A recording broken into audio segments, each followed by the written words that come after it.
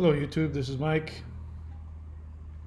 And as always on this channel, we talk about how to recover from a challenging, painful relationship with a toxic borderline. So what do I mean by all of that?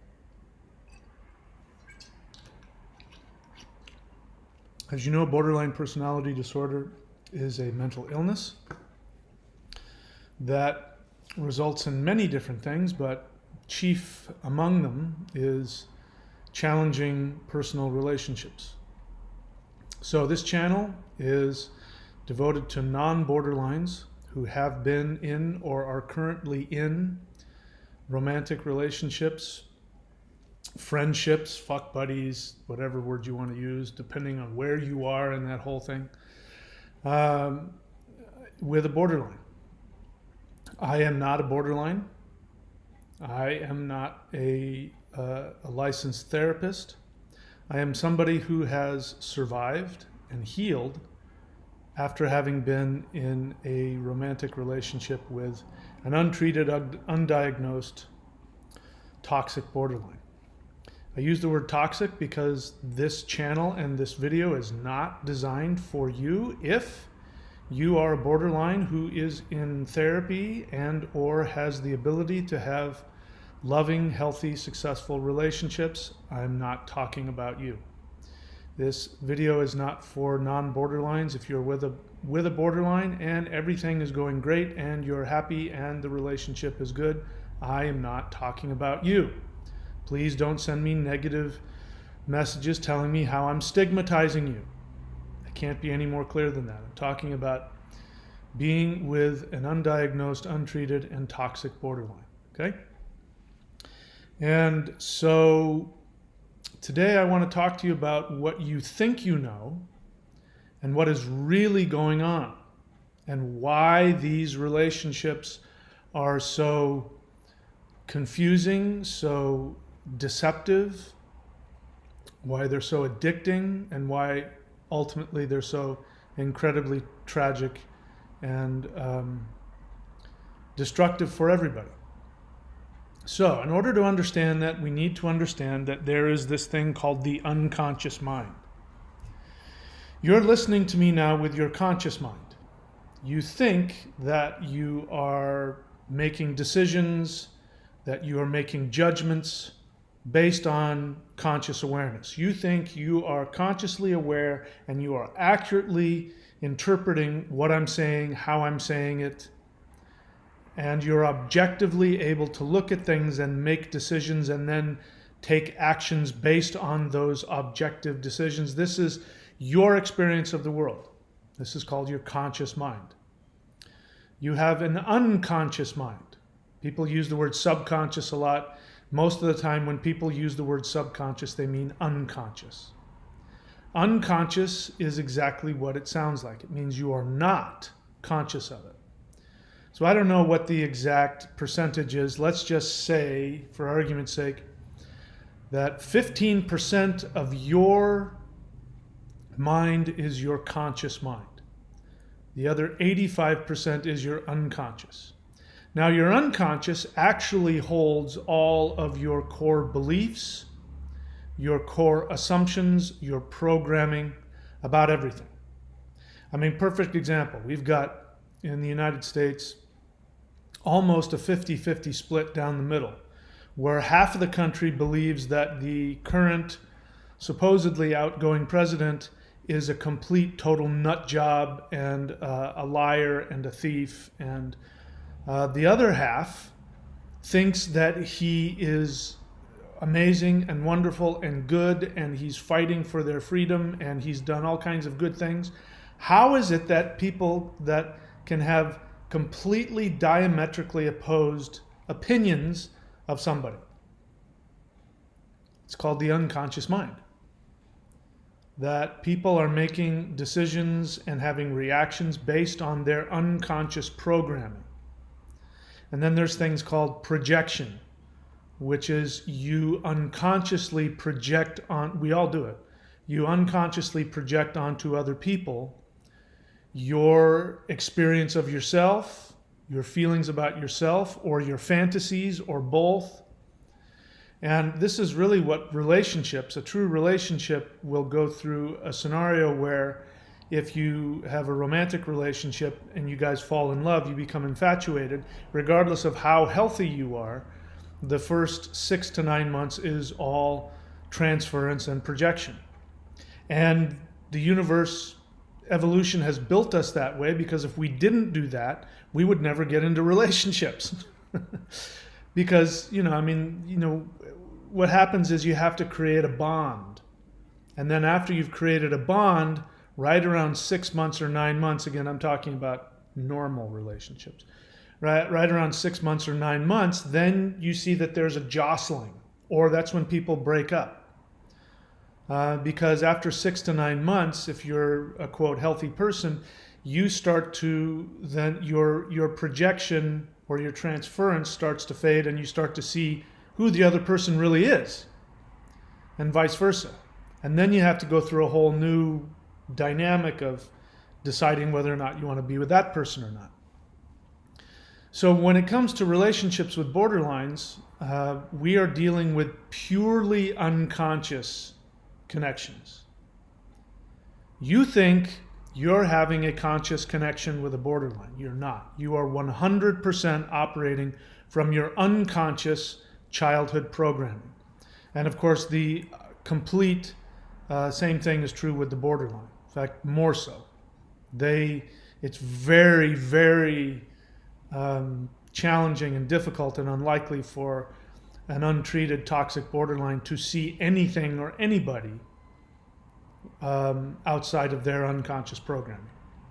So you think you want something, you think you're doing something, but you're actually doing something completely differently. So I'm going to share with you how this works with the dynamic between you and your borderline and or your borderline X. So let me see, what was the title that I gave this video? BPD, borderlines hide rage inside love, and I think if I remember it, you hide need inside helping.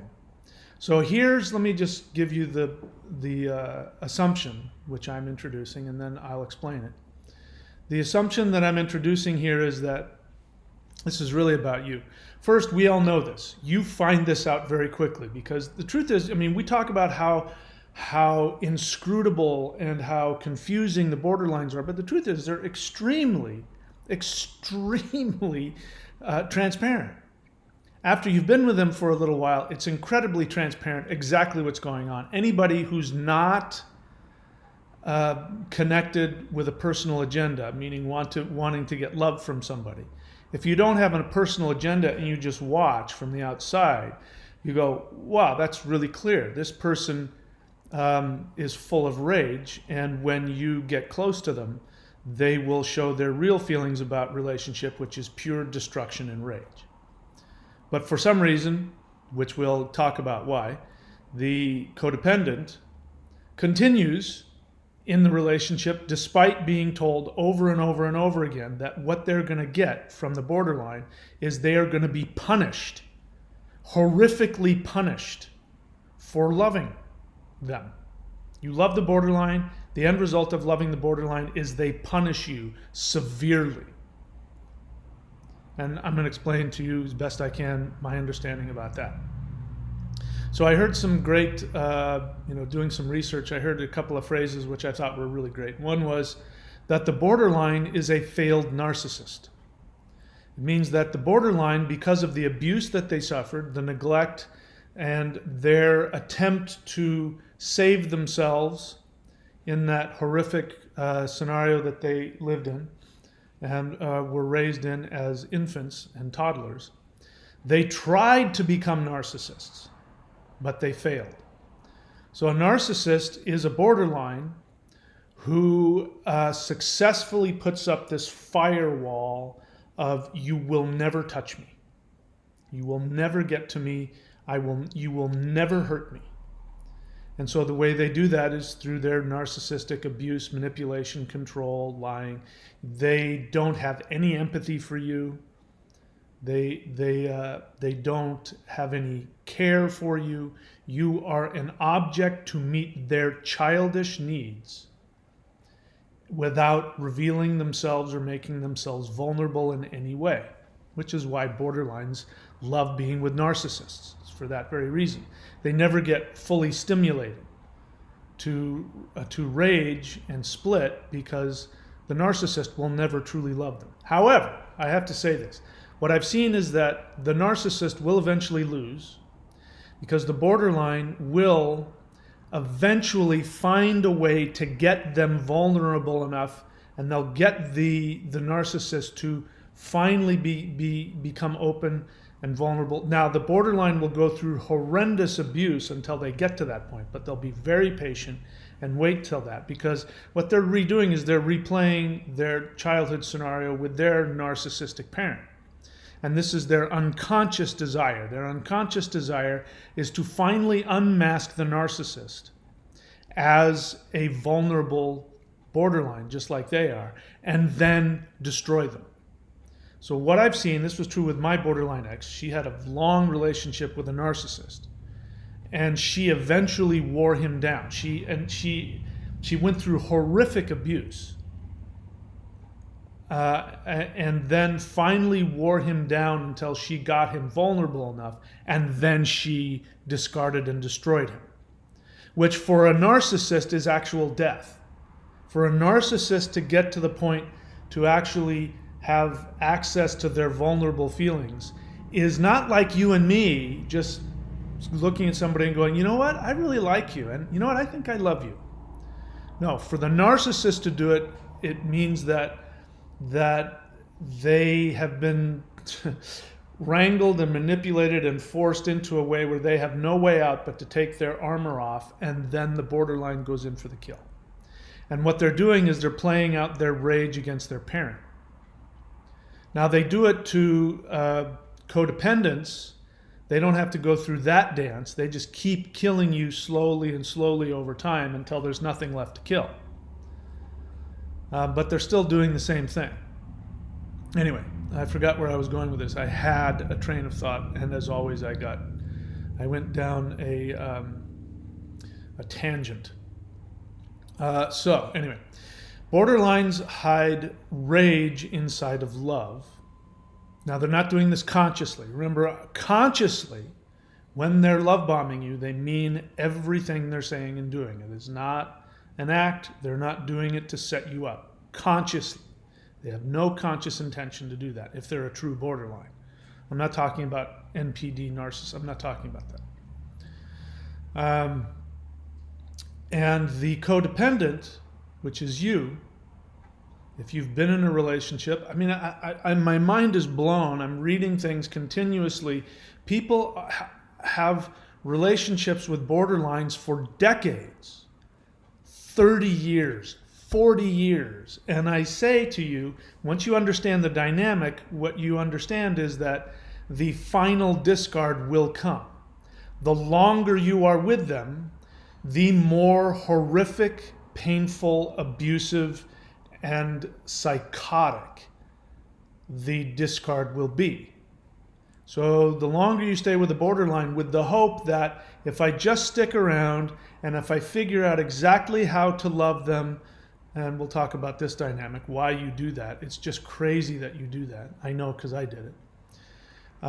The longer that you stay and love them, the easier it'll get and you'll finally win. But in reality, the longer that you stay and love them, the deeper the connection becomes, the deeper the bond becomes, which means the more horrific and abusive and the final discard will be. And in the cases that I'm hearing about, when we're getting into decades, you've been with them for 20, 30, 40 years, by the time the borderline decides to completely, totally discard you and devalue you completely, it will not just be, I'm out of here. They will then attack you financially. They will attack your reputation. They'll attack you through family members. They will attack you. They will mercilessly keep attacking you. So if you've only been in a relationship for a few months, the good news is that the devaluation, whatever you get, won't be 100%. I mean, it'll still be horrific, but in terms of 100% is we're talking complete, total, utter, psychotic, rageful destruction of your entire being. That is the goal of their disease, their mental illness. The goal of their mental illness is to finally kill their parents. They don't understand this, but their parents who neglected and abused them and caused the horrific damage to them, consciously they think, my borderline ex, I didn't realize it until after I'd been with her for a while, but she was really, really into her mother. Like she had this, and it became really clear, her mother's a borderline. She's still consciously chasing after her mother. And so we'll get into this. The borderlines hide rage within love. So now let's understand. Here's the whole point of this channel and the whole point of this video. If you're a partner of a borderline, what I want you to understand is that they have a mental illness. They're not evil geniuses. They're not consciously out to destroy you. They are not setting you up with their love bombs consciously so that then they can destroy you or hurt you. That is the end result. That's their unconscious motivation, meaning they're not consciously aware of it at all. They're driven by it, but they're totally not conscious of it. But so in infancy, they're neglected, abused, confused, whatever it is that snaps and breaks them at anywhere age 0 to 2 years of age, somewhere around there, continuously, right? So it's complex PTSD that happens to them. They snap and they break. They are infants who have nothing but need. They are pure vulnerability. They have zero defense mechanisms whatsoever. Lots of animals are born ready to go. Sharks, snakes, lizards, they just come out of their eggs ready to go. They're tiny, but they're completely self-sufficient. Human beings, because we have this giant brain that needs to be developed, the truth is that if it were up to the universe, if it were up to evolution, we would stay in the womb until we were completely formed, and then we'd just get popped out. So that's why we need mothers and fathers. That's why the drive to procreate and have families, which I personally have never understood, but people want to have a family and they have kids, and I don't get that. It's just a lot of work for nothing. Wiping dirty diaper bottoms for, I don't get it. That's just me though. When humans, they stay in the womb as long as possible, and if they were to stay in any longer, then it would be they'd have to eat their way out and kill the host on the way out. So we develop as much as we can, and then we're squished out into this world completely, totally defenseless. We can't do anything for ourselves. We have zero defense mechanisms. We are 100% pure need on every level: physical, emotional, psychological, nervous system. We need nothing. Little babies will cry if you don't wrap them up. That wrapping them up is, symbolic of them. I can't take care of myself. I need constant protection. So when an infant comes into the world and the mother, for whatever reason, probably because she's a narcissist or a borderline or who knows, whatever, that drug addict, who knows what the hell her problem is, she went through whatever she went through as an infant. She's not only incapable, but actually she has absolute horrific derision for the child's need. Horrific derision. So if you're a borderline, you need to understand that if your mom was a borderline, which she probably was, and narcissist, same thing, your need was not just, I don't want to deal with it. Your need was just, they hated your need. They hated it.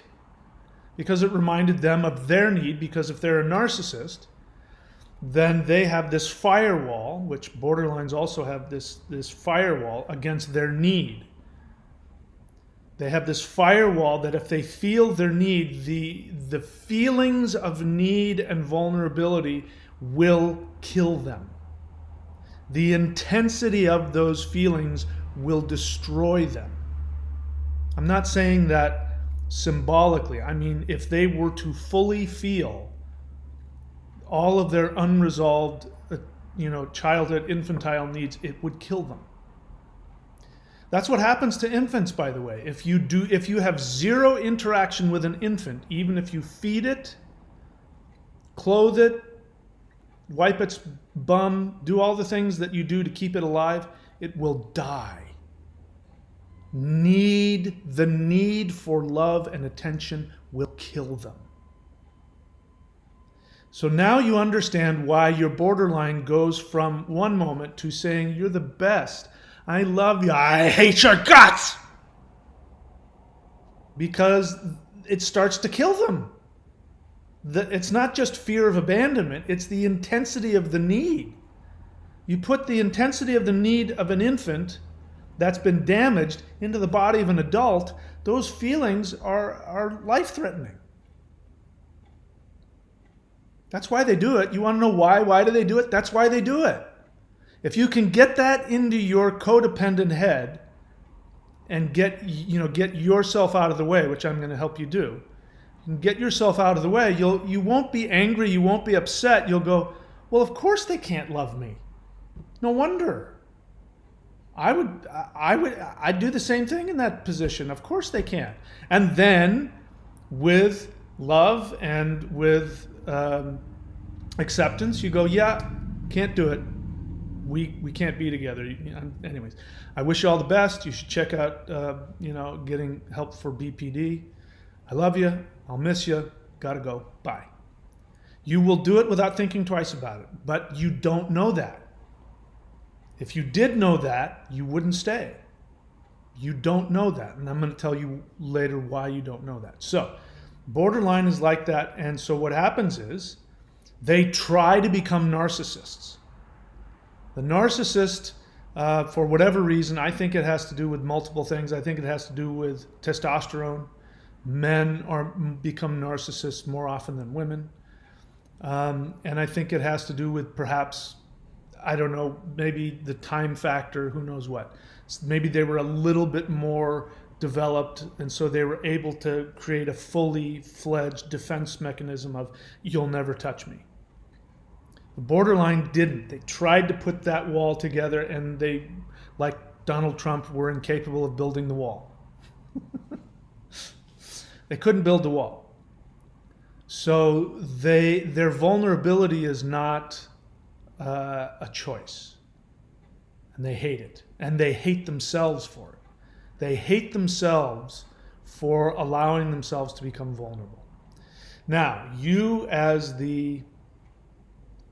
So inside that love, so when they love bomb you, consciously they mean everything that they say. They completely believe this is the one, and they have the same feeling as you.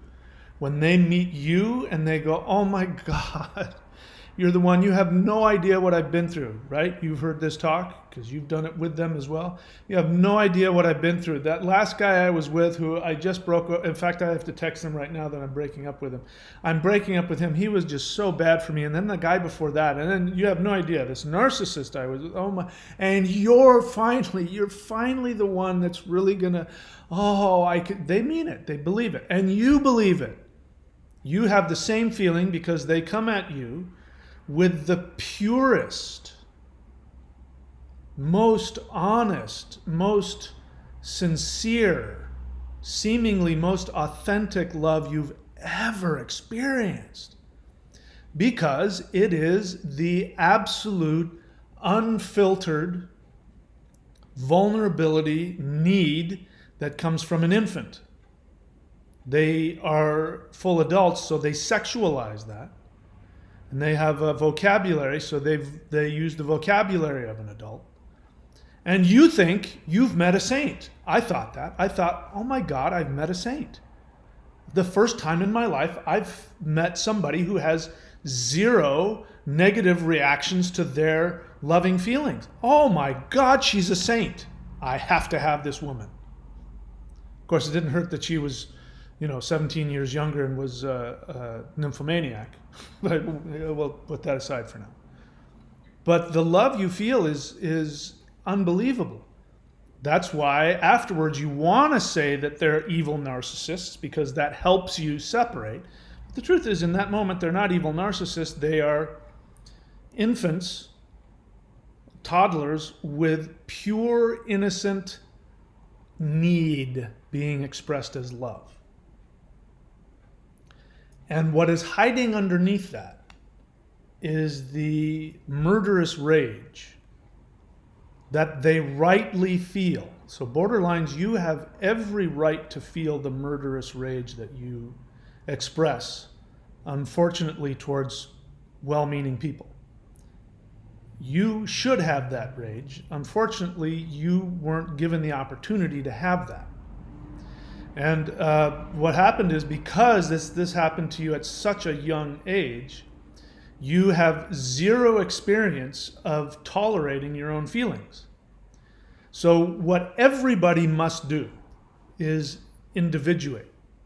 Individuate means to become your own person. Borderline personality disorder, narcissistic personality disorder, psychopathy, sociopathy, codependence, alcoholism, drug addiction, addictions of all kinds. These come from the inability to individuate, to just be okay in your own skin. If you're okay within your own skin, you have the experience of having all kinds of conflicting feelings, and you have the ability to go, that, even though I'm having that feeling, what I need to do in this moment is I need to be constructive, and I need to act this way towards this person, or do this in this situation. Inside, your feeling is raging out of control, but you, because you've individuated, meaning you've successfully become your own parent, you then go to yourself. That's obviously your unconscious. Your unconscious is a toddler. Everybody's unconscious is a toddler. Your unconscious is, let's say you're having a rage fest on the inside. Because you are individuated, you're not in denial. Now, you think you're listening to me. You codependents are going, oh, no, yeah, I do that. No, you're in denial. That's not what I mean. Denying your feelings is not being a parent. Being a parent is when your child comes to you because they're a child and they're not individuated and they don't have the ability to tolerate all kinds of feelings. They come to you crying. You go, come here, what is it? And they go, so-and-so said something mean to me, and they cry, and you pick them up and you hold them and you cradle them, and they're crying, and I hate him, and you cry and you say, I know. And that act says to you, hey, it's okay for you to have your feelings. Doesn't mean that you have to act on them, but it is totally okay to have an irrational feeling right now.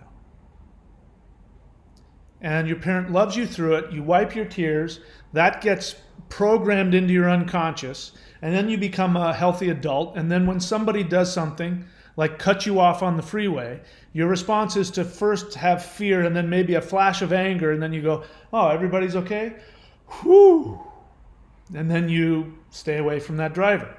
If you're not individuated, especially if you're a man with testosterone, somebody cuts you off on the freeway, you have to follow them home. You will follow them home because they dared to cut you off, and you have to. That's somebody who's not individuated. They don't have the ability to parent themselves through the rage. They have to act on it. So the borderline is somebody who has normal human responses to horrific abandonment, which is the worst kind of abuse for a child, especially an infant. Because as we said, that's the most cruel. That's the fastest way to kill an infant is to abandon it, is to ignore it. And the most cruel is to feed it and to clothe it and then have no interaction with it. I shared this on the last video, but there was some English king who did that. He wanted to find out what the first human language was, which the assumption was that if you don't teach a kid your language, he'll start speaking a language which will be the original language. And he was trying to find out if it was Hebrew or not, because he was a middle-aged guy, and that's the ridiculous religious nonsense that they were told. So he put a bunch of nuns and a bunch of orphaned infants on an island and instructed under penalty of death to the nuns, do not interact with these children except to feed them, clothe them, and wipe their butt.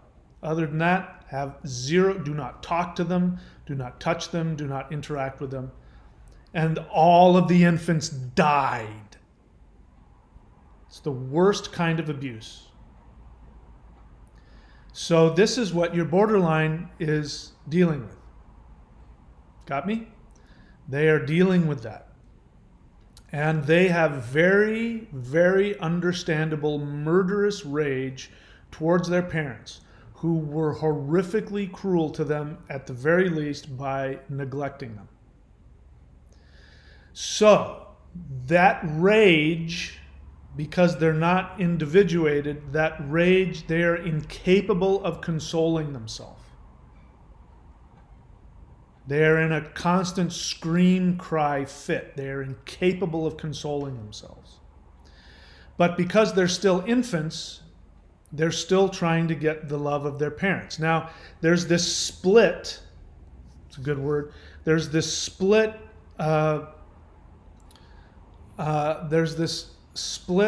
what's the word I want to use? Commitment.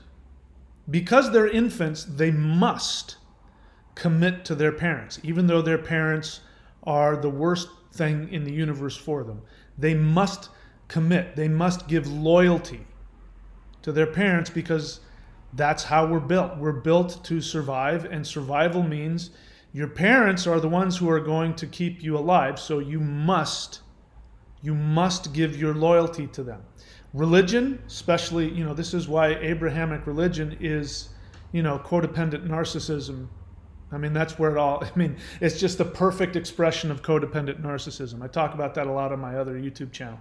But that's why that came up during the Roman Empire. That you got this empire that's invading and, dominating people, and they no longer have their own ability to have their own religion or sense of self. And so they adopt this religion of narcissism, which is, you shall have no other gods before me, which is exactly what the narcissistic parent says to both the codependent. I'm talking about codependence as well.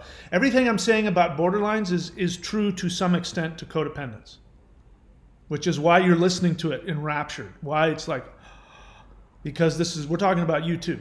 This is why you love the borderline so much, because you see yourself in them. It's why you want to help them. You want to take care of them. You want to fix them, because you see yourself in them. Everything I'm saying about how they were abused and neglected, you're totally relating. Consciously, you may go, well, my parents didn't do that. Emotionally, you're like going, oh yeah, I totally feel that. So what was I talking about? So they're full of this. I forgot what I was talking about, but I'm sure I'll get back somewhere. I'll find my way back to the highway here. So they have this understandable, inconsolable rage towards their parents, but at the same time, they have unswerving loyalty and dedication to their parents, unconsciously. Borderlines, you're listening to me unconsciously, meaning this is your deepest programming, your deepest reptilian brainstem instincts are absolute loyalty to my captor abusers, because they feed me. Even if your parents are dead, you still have this loyalty to them, unless you have the ability through some means to become fully conscious of that, which is very unlikely for most of the human race, i.e. United States voter fraud. I mean, how is that? How can that be? Somebody's not seeing things correctly. You decide who that is. I won't take the time on this channel to talk about that. So this is what happens. So when you meet them, Unconsciously, like everybody else, everybody on the planet, no matter how healthy you are, what you're trying to do is replicate your initial experience with your mother. You're trying to replicate that. If you were lucky enough, your mom loved you, was Mother Mary, and reflected back to you without any agenda that you exist and you have value and your feelings are okay, and taught you how to parent yourself, you're going to go look for that perfect woman. And that's why you see these people who've been married for 40 years and they're best friends, and they're, how? Why can't I have that? Well, because they know what to look for. They've been programmed to look for that, so they go and find it. Of course, there's a scale, and most people, there's always something wrong with somebody. So the borderline is going to look for that. You're a codependent, which means that you express to them on a conscious level. Okay, so right, so there's the borderline. Now let's talk about the codependent. If you've been in a romantic relationship with a borderline that lasted more than one, I mean, really, the truth is, if it lasted more than 10 seconds, but I'll give you the benefit of the doubt. If it lasted longer than 2 splits, 2 devaluations, you are by definition a codependent. Before you start taking that personally about, I'm not dependent on anybody. Before you do that, just take the general definition of that, which is a codependent is somebody who takes up the slack for somebody else's dysfunction. You would agree that you did a lot for the borderline and you helped them and you took care of them. That makes you a codependent. Now let's talk about the codependent who keeps staying. After the borderline tells you, there's nothing covert about it. Once they've split on you in a devaluing, horrific way, 2, 3, 4 times, cheated on you, lied to you, whatever the hell it was, once they've done that to you more than twice, it is very clear, oh, this person is incapable of giving me what I want. You keep staying. Why do you keep staying? Well, the narcissist, let's go to the extreme end. If you go on one end, you've got codependence, and then this is a scale. Do you see that? On one end, you have codependence. And then you go further down, and then you hit borderline. Then you hit narcissist, then you hit murderous, psychopath, serial killer. It's a spectrum of all the same thing. We sit here and we talk and we point fingers at the borderline, but you're a nose hair away from becoming a borderline. In fact, I'm going to use the word, I think I may have seen this somewhere, so I'm not going to take full credit for it, but it's perfect. Codependents are inverted borderlines. Borderlines are failed narcissists. Narcissists are fully defended borderlines, and all 3 of them are codependent. All 3 of them are codependent. All right, so the codependent. The codependent, I'm going to use myself as an example because I'm obviously a codependent. My experience with now what I believe to be my borderline mother, she was whatever part of the scale she was on, she didn't split on me until I was 4 years old. But for the first 4 years of my life, my mom and I were inseparable, and she doted on me, which so much so that my older brother has hated me his entire life. To this day, if he's still alive, which I haven't talked to him in years, but if he's still alive and you get a hold of him, he will sit you down and tell you why I ruined his life. I'm 5 years younger than him, his little brother. I ruined his life. But it's because when I was born, he was at that age. He was 4 to 5. So my mom not only split on him, but also betrayed him and had an affair with me emotionally. Nothing sexual happened, don't get me wrong. But my mother doted on me for the first 4 years of my life. I don't remember all that, but there's all this evidence and family movies and video, or I don't even know if we have family movies, but pictures and all of that. And we had this great relationship. And then I remember at age 4, at age 4 to 5, my mom totally shifted on me.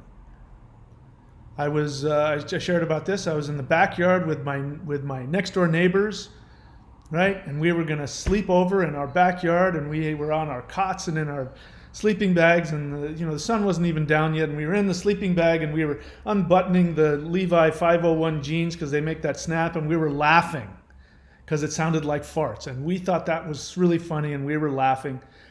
That's it. My mother comes storming out of the house, the backyard, grabs me, yanks me out of the sleeping bag, pulls my pants down, and spanks me in front of my friends, and then just turns around and in a storm and a huff walks back into the house. Well, with hindsight, I know exactly what happened. She heard me laughing, and she heard me connecting and bonding. She saw that I wasn't a toddler anymore, and I was going to start having my own friends in my own life, and she saw that I was abandoning her. And so she raged on me. Probably her mom did the same thing to her. My grandmother was always known as this horrific bitch. So I'm sure her mother did it to her. So for me, it didn't happen in the same way, but somewhere around 3-4 years of age, it started to happen. And so for the codependent, which is also true for every other thing I've mentioned here, BPD, NPD, it's the same thing. There is a transactional relationship, meaning that the parent doesn't love you for who you are, which is, by the way, the only human in existence that will ever love you for who you are is your mother. It's the only being in existence. If your mother doesn't give it to you, you'll never get it. Ever. Which is why we have so many screwed up people in the world. Because once the mother doesn't fulfill that, that's it. You're going to have that need within you for the rest of your life. It's called codependence. So the parents have a transactional relationship with the child, wherein the only way the child gets rewarded is if they do what the parent wants. In my case, my mother wanted a toddler to love and adore her for the rest of her life. That's what she wanted.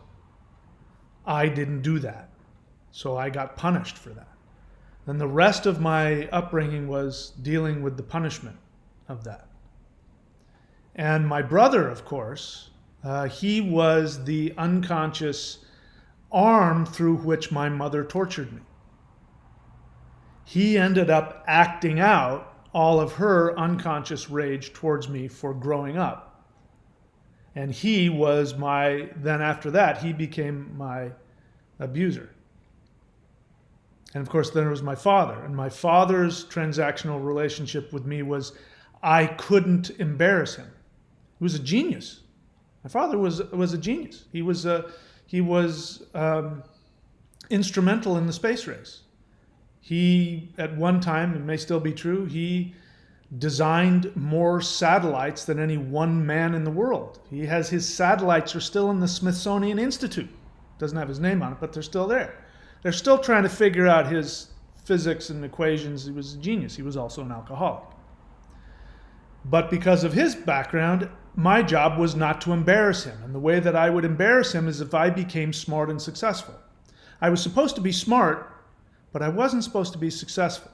If I did anything, if I achieved anything in school, if I got any recognition, then my dad would do this really, really horrific thing where he would get himself drunk. And then, because he was not very emotionally connected, he would then call me in to say, hey, come here and talk. And then he would act like he was going to be this loving father.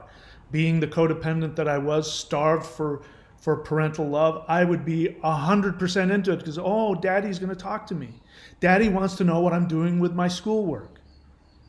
And he'd say, how are you doing in school? And I'd say, I'm doing this. And if I was doing something that I liked and I was good at it, he would say, tell me about it. And he would listen until I felt all proud of myself. And then he would tell me about how, when he was my age, he was doing this, and this, and it's too bad that you couldn't live up to me. And he would dash my hopes and destroy my self-esteem.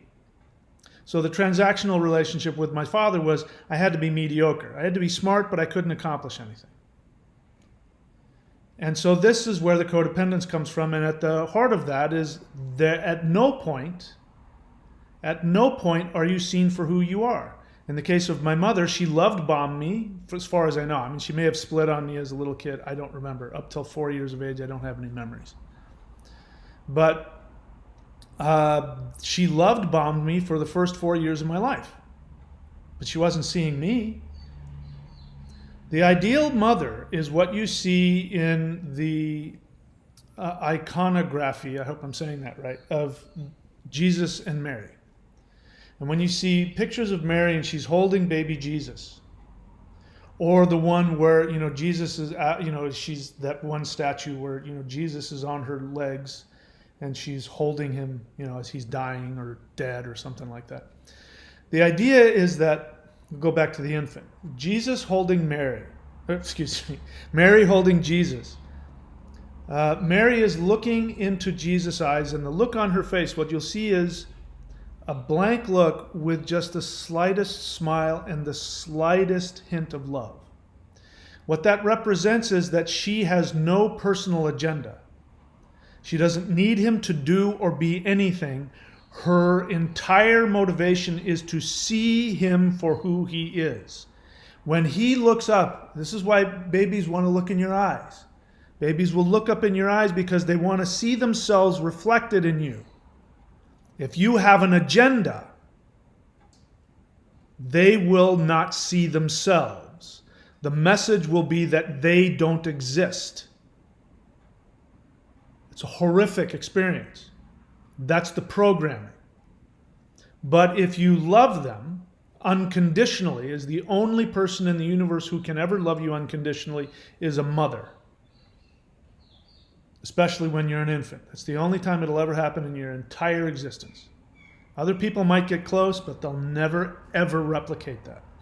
Because you're codependent, that's what you want.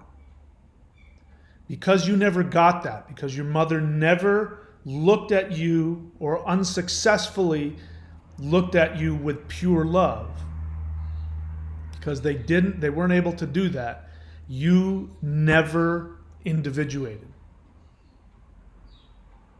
Because when the mother looks at you and says, I see you exactly for who you and what you are, and I love you for that, and I don't need you to be anything. Whatever it is that you are, I'm going to love. And I'm going to love you just because you exist. In fact, I will dedicate everything I have and die to everything and everybody. I will sacrifice my own existence to make sure that you exist fully in and of yourself. That's what a mother gives. You didn't get that. You didn't get that, and so you crave that. You crave that. Now, you have the same rage as the borderline, but it's maybe not as intense, because the borderline has it at age 2 months or 3 months. Like me, you might have it at age 3 or 4, whenever your mother started doing whatever she did. But the love bombing phase for me wasn't real. My mother didn't really love me. My mother didn't see me. My mother she was projecting onto me her toddler self, and she wanted me to be her best friend and she was going to have a friend for the rest of her life. And then I betrayed her by getting older and growing out of infancy and toddlerhood. And so she love bombed me. I was never, the transactional relationship was that I was supposed to be her best friend. That was my transactional relationship. I betrayed that. So that's why for me, there's this feeling of never ever being truly seen by anybody. Because my mother didn't see me, but she loved bombed me. Right? So now I'm the perfect setup for the borderline, because the borderline is going to love bomb me, and they're not going to truly see me. I'm going to have this experience of the whatever love bombing I remembered of my mother. I'm going to have this experience. Well, I mean, I've only been with maybe that's not true. But with the borderline ex that I recently had, she was the perfect. In fact, I remember her wearing an apron and cooking me, and I was in tears because she was cooking me like breakfast. Oh my God, you cooked me a meal. And she's wearing an apron. And then we ate that and then had sex afterwards. I mean, it's the perfect sexualization of the mother dynamic. It was perfect. She couldn't have been more perfect to meet my little codependent, unconscious person. Now, for the codependent, what they do is they have this rage as well because they've been betrayed, they've been damaged, they are devalued. This is why codependents love borderlines, because their primary experience is being devalued all the time. So maybe they weren't neglected in the same way at the same intervals or at the same time period that the borderline was. They were the transactional relationship made it so that they were never seen. So what they want to do is they want to be seen. And so when they get love bombed, it reminds you of when your parent, your mother, may have love bombed you in a false way. And I remember this, having had, I was grateful enough that before I met my borderline ex, I actually did meet and have the relationship of my dreams, where I was with somebody that truly loved me and supported me, and it was amazing. And I went through all kinds of healing. It was really challenging, but I learned to let myself be loved and trust another person. And then she died. And then I was walking around looking for a replacement. Borderline shows up, puts on the facade, and I found the replacement. So I just dove right into it. But I remember having this feeling of something's missing. It was like eating cotton candy. It's really sweet, tastes good. There's some substance that's not there. There's no nutrition in it. And this is what love bombing is. So your rage at the parent becomes internalized. If you're a codependent, you learned because whatever the psychological scenario is, you learn to take the rage that you had towards the parent and turn it completely inward. And so now you judge yourself. You're never good enough. You're never good enough. You never do it perfectly because your love is conditional. It's a transactional relationship. You have to fulfill a certain function which has nothing to do with who you are. It's simply you're objectified into doing something. You have to fix the family. So this is why codependents are fixers.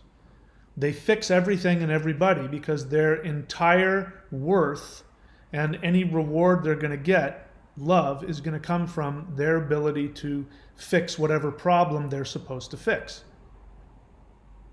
They take on that role. So now you've got the codependent is filled with needs. They're filled with needs for emotional nurturing and love. They don't have that strange twist of mind where they have to split on you when you love them.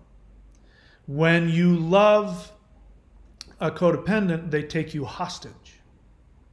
They go, this person will love me. And they take you hostage.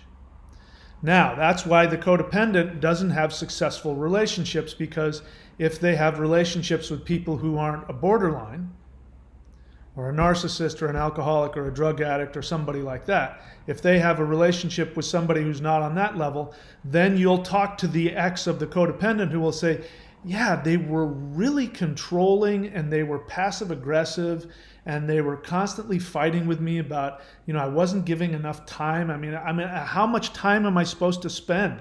I'm spending all my spare time and they're constantly on my case because I don't I don't text them enough. The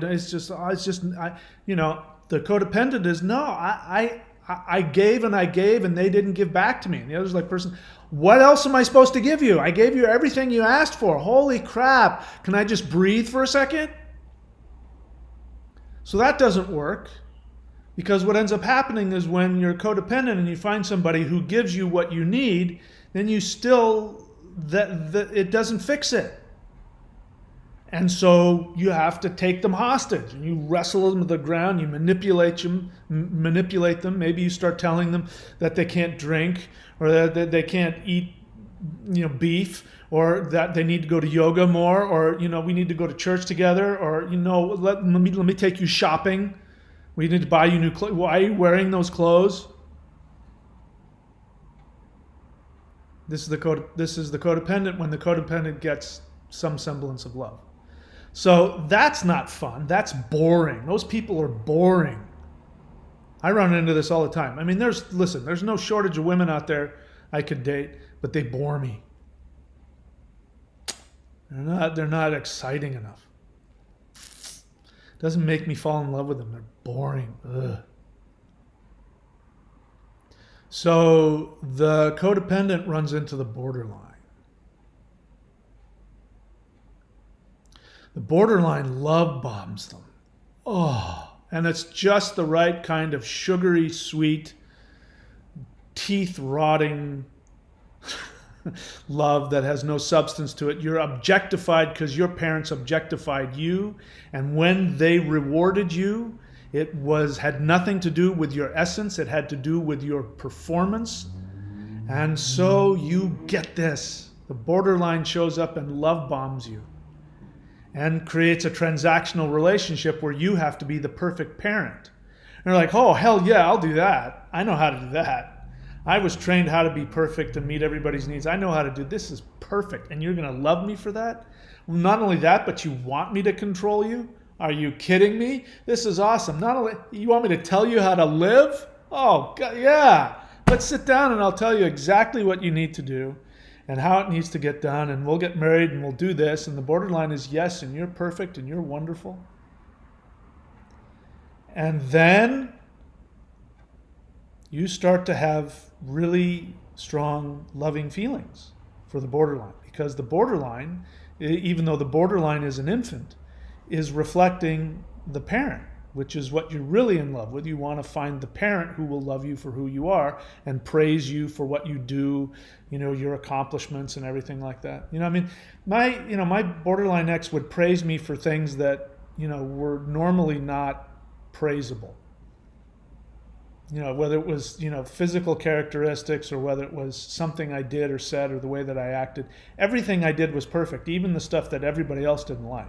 I'm like, I get to be exactly who I am, and she's going to love me for it, even the stuff that I don't like about myself. Where's the wedding ring? Let's get this over with now. So you meet the borderline, and the borderline meets that parental need of objectification, and you get rewarded for your actions and for other things, but not really for who you are, but you don't care because that's all you understand. And then you start to love the borderline. Now, the borderline is cheating. Want to know why borderlines cheat? Because when they're love bombing you, even if they're single and you're dating only them and they're love bombing you, they're cheating on their own internal parent. The internal parent who gave them the message, you don't exist, you don't deserve anything, you deserve to die. The narcissist or the borderline parent of the borderline who says, I hate your need, I hate it. I hate you for having vulnerable feelings. You deserve to die. So imagine the horrific hell the borderline is living with. They have these needs of an infant which are already way off the scale of intensity that never got met. So now they're scream crying. An infant has a lot of needs. A scream crying infant is an infant with needs that aren't getting met. They're stuck on that. It's like turn it up to scream cry and then the knob breaks off, and that's them unconsciously for the rest of their existence. They're stuck there, scream crying. And as they're scream crying, the rage is building up inside of them. The level of rage is equal to the level of their scream crying. Murderous rage towards their parents, who they cannot murder because if they don't, they will physically die. Because the parent won't take care of them, or whatever it is. And of course, on a psychological level, they'll die if they don't get the love. So their parent is like Jehovah. Thou shalt have no other gods before me. But are any Christians out there? Sorry, if you want to really hear me go off on it, watch my other channel. I was a born again Christian minister. I mean, I used to go around preaching on the street. I was one of those hellfire and brimstone preachers. Of course I was. I was codependent. Because my borderline mother said, you shall have nobody else but me. You can only love me. And if you love anybody else, even if you're 5 years old and you're out laughing with other 5-year-old kids about the sound of buttons on your pants, if you have any love and connection for anybody other than me, I will destroy you. Thou shalt have no other parent but me. And if you read the New Testament, don't get me started on the New Testament. If you read the Old Testament, God, who says, I am that I am, he doesn't say, I am you. He doesn't say, I am everything. He says, I am that I am. I am completely by myself. And I created everything. And I am not associated with them, but I created them. I am who I am. Thou shalt love only me. I am a jealous God. And if you don't love me, I will destroy you. Not only I won't kill you, I will torture you forever.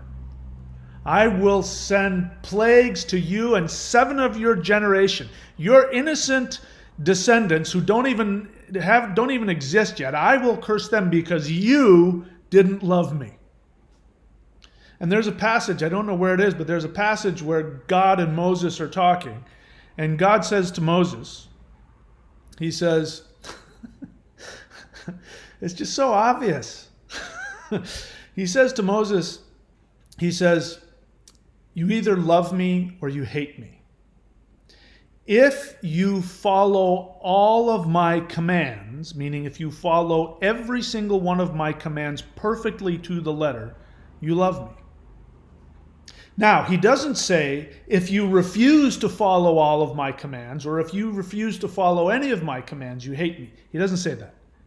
He says, if you do not follow all of my commands, then you hate me. And if you hate me, I hate you.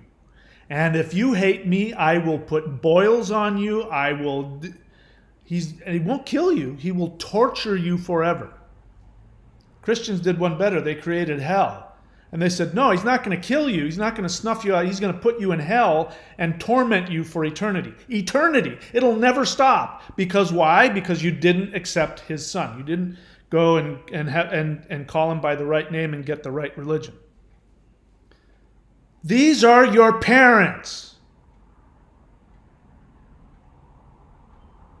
And this is why you fall for the borderline. Because the borderline internally has the ultimate Jehovah narcissist parent in their own head. Even if their parents are dead, in their own head. And this Jehovah says, you shall have no other gods before me.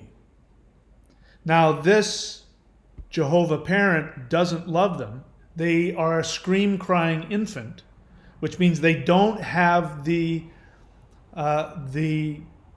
sophistication to take their love and their rage and internalize it. They don't have the ability to do that.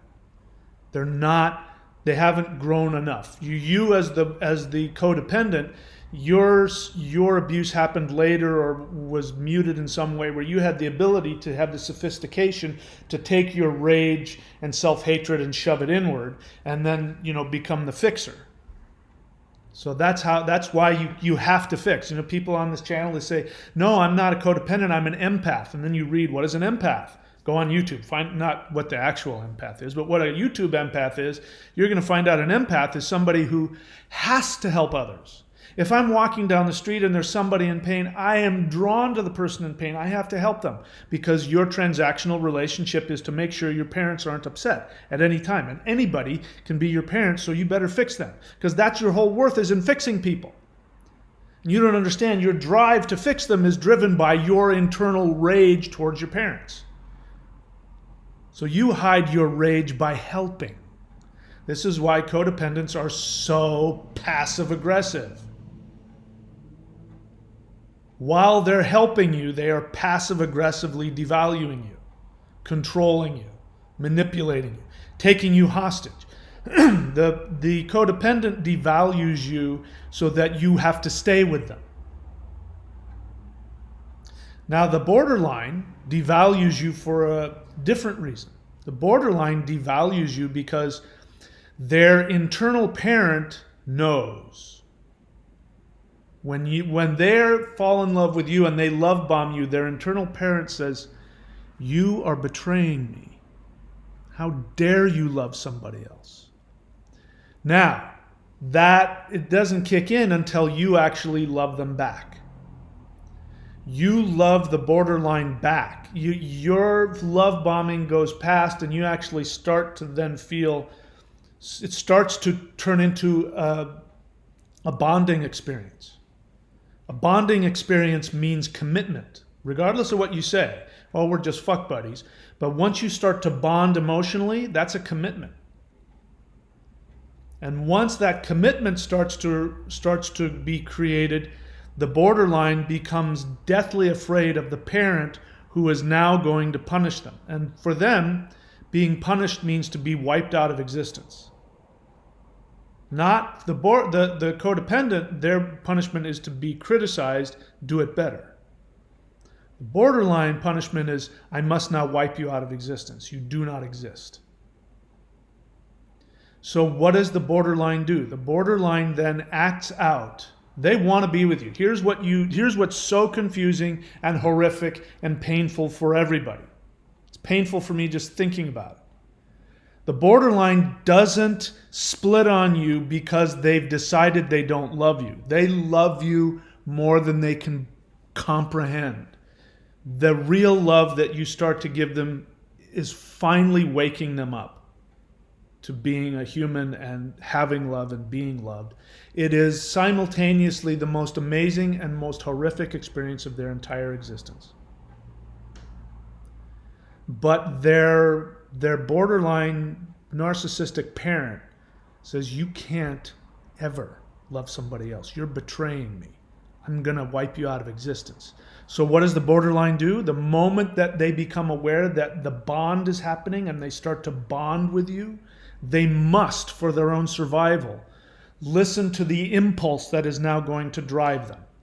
There's a part of them that will sit back and watch and will be in horror, watching themselves destroy you.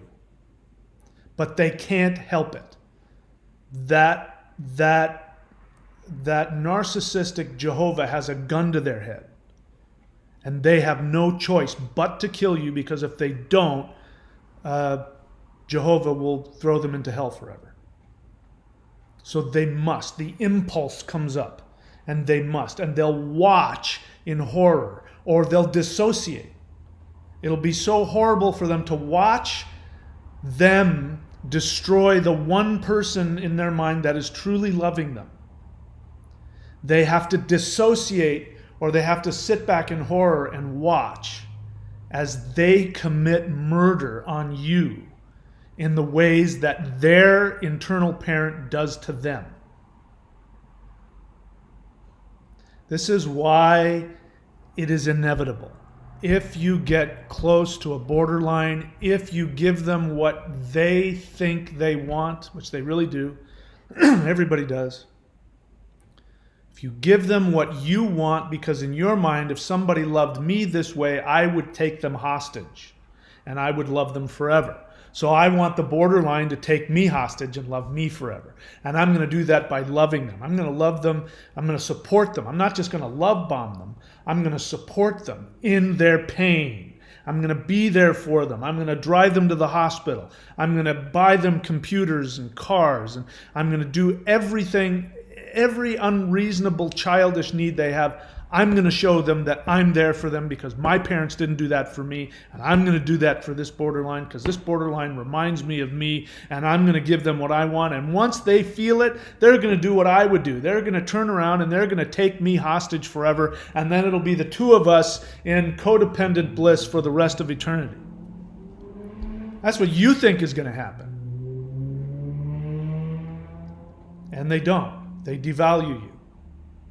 They show you, and sometimes verbally will outright tell you, I've never loved you, you're only here. Mine said that, looked me in the face and said, yeah. I said, what was that whole yesterday? You were telling me that you loved me, and you were going to do this for me and do that for me, and what was all that about? Oh, I was just scraping the barrel. You mean you didn't mean it? Yeah, I didn't really mean it. It was just you were so sad and pathetic, and you were crying, and I'm exaggerating. Actually, the truth is, as she was saying it, I could hear her. I could hear her trying desperately to pull those words back, and she couldn't. She couldn't stop herself. It's because she had a gun to her head. Her mother, who's still alive, who is borderline, in her mind had a gun to her head and said, you can't love him, or I'll kill you. You get it? This is why it's so painful. For you, as the codependent, you hide your need. Here's the inverted part of it. Here's the ironic thing. The borderline presents themselves as this needy infant, which you have to take care of. Of course, that's all projection. You don't know that. You think, I'm an empath. I'm full of love. Unlike everybody else, I have more love than anybody else in the world. I can do anything. I'm an empath. My cape flapping in the wind. Giant red E on my chest. I'm super empath.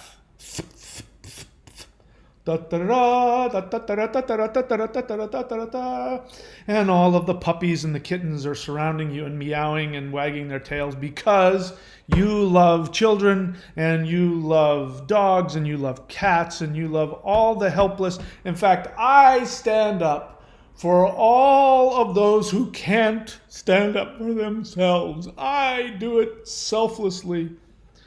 The codependent mantra is, I only ask.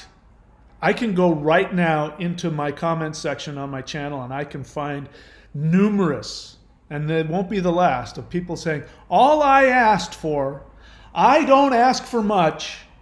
The truth is you're asking for everything. Everything you do for everybody has this price tag to it. They must love you as the most deep, every little act of kindness you give must be reciprocated with complete, total love. You are full of emotional needs that must be met. And the only way you know how to get them met is by being transactional, by doing for others. So here's this borderline who says, I have nothing to give. I have nothing but need. You must take care of me. And you go, somebody who finally sees me for who I am. I'm a giver. I can finally give and give and give and give. And they'll keep taking and taking and taking. And so, there you go. Now you think, I'm full of strength. I'm this giver. Internally, you are like me, that 4-year-old whose mom has just out of nowhere come and devalued you horrifically in front of your friends and punishing you for having fun with somebody other than her.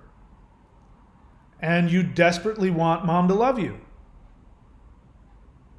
So every time you don't know, why do I keep going back? Why do I let them hoover me back in?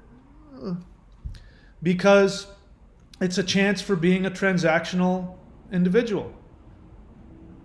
And of course, your fantasy of, because you think they're you mistake borderline personality disorder for your codependence. You mistake you.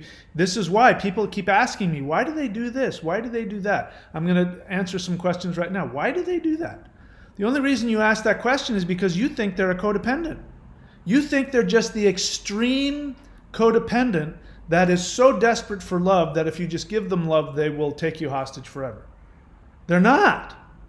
They are codependent, but their codependence is still wrapped up with their narcissistic Jehovah parent.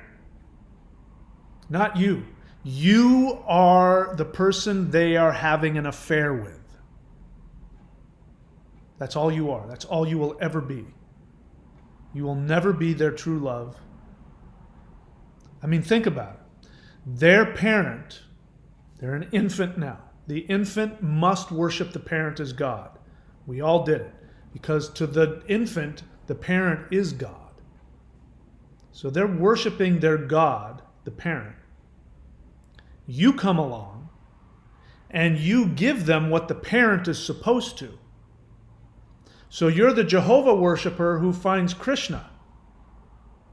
Now, you know, Jehovah says, you shall have no other gods before me. But here's Krishna, man. He plays the flute and he has all these girlfriends and he's really loving and he's just all about love. And oh my God, I'm going to worship Krishna for a while. And then Jesus shows up and says, what are you doing? You're supposed to love my Father or I have to put you in hell. I died for you. I died on a cross for you. And you're loving Krishna? Oh yeah, he's all kinds of fun. Oh yeah, but who died for you? Me. And so they're filled with this guilt for loving you. The moment that every instant that they're loving you, they're filled with guilt, which fills them, guilt is rage, it fills them with rage towards their parent, but they can't fight against God, so they deflect that rage onto you. Which is why you go, why? What did I do? You tore them away from their first commitment, their life and death commitment, which is their parent in their head. So that's why the borderline hides rage within love. You hide horrific need within helping. And now we see that both the codependent and the borderline, neither of them love each other. Nobody's loving anybody here. This is all horrific, desperate need, manifesting in all kinds of craziness. And that's why you can't leave. You can't leave. The borderline can leave. Why can the borderline leave? Because they don't externalize their parent. I mean, ultimately, it all stays internal. They have to, they can turn it off with you because they're internal parent. You have enough externalization. You externalize it on other people, and you can give yourself to them and love them and stay with them, even though you're still replaying your old parental stuff. You have a better ability to do that. They can't do it. That's why they have to leave you. You get it? All right. I hope I made myself clear. All right. I'm happy to take a look at any questions. I'll look at your comments as well, but I prefer questions. Let's take a look here. Kyle Helsper says, you tell me things I don't want to hear all the time. That's why I return to your channel regularly. Thank you for doing what you do. You've helped me. Okay, great. I'm happy to hear that. Thank you. And Helsper is an empath. Thanks for subscribing. By the way, the join button here, what happens is there's 3 levels. You can, if you join as an empath, you will just be helping me to do my job and continue to put these videos on. If you sign up as a super empath, you get access to the members only videos where I tell you, what I did, and I talk in depth about the 3 things that I did to heal myself from the borderline relationship. That relationship is healed. I obviously still have other things to do, but in terms of that relationship, I have no pain, no PTSD over that. And so it's really important that you be able to do that, in my opinion. So that's what the join button is about. Check it out. Remember, there's 3 levels. You get different things on each of the 3 levels.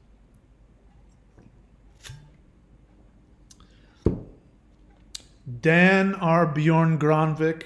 I appreciate it if people write the word question, because otherwise, if there's a lot of people, I won't see the question and I'll pass by it. He says, "Hey, man." And I go, "Hey, man. How do you give yourself closure after getting devalued and just ghosted?" Are you ready? Okay, get out your pen and paper or click on your recording or record this, because here it comes. How do you give yourself closure after getting devalued and ghosted? You don't. Ever. There's never any closure. That's why it's just time to move on. They took a piece of you and it's over. It's gone. A piece of you is gone. You're never getting it back. 3 things. 1, therapy. 2, coda.org. Go there and say, "I'm new. I need somebody to walk me through the 12 steps." 3, daily meditation. If you do those 3 things with everything you have, you can heal from that relationship. And all kinds of other things as well. Steffi Kensley, "It's so sad how many parents have failed their children and their parents before them, and so on and so on, and it's created generations of people who feel unloved, unwanted, and perpetually unseen, and go to MAGA rallies." What? Yes, I completely agree. Psycho, "The perfect mate for BPD is NPD." Yes, because the NPD never gives them any bonding. The intimacy is manipulated and fake, but there's no bonding. So the borderline is less likely to split. They don't want to split either. They don't like it any more than you do. So they'll put up, but also the NPD reflects the abuse and the neglect. So the NPD enjoys that. The BPD enjoys that. The NPD provides it. But again, if the BPD stays with the NPD long enough, the BPD will wear them down, slowly wear them down until the NPD finally becomes vulnerable, and that's when the BPD will strike. And the BPD will act out their unconscious rage towards their parents. They'll do it to everybody. This is why it's worse. I mean, BPDs are worse in my mind. I can't speak for everybody. I mean, I can see an NPD coming a mile away. My brother was, if I had to pick one, I would say he was a covert borderline, meaning that his primary behavior was narcissism. So I can see the narcissist coming. Borderline, I'm a sucker for them every time. They're always cute, they're always sweet, they're always sexy, they're always younger than me, they're always hypersexual, and they have big, giant puppy dog saucer eyes, and I'm a sucker for them. Let's see what else. James and Colliday, question. Individuation. Your advice when I am in need of self-compassion. What would you say to your 4-year-old self? I freeze.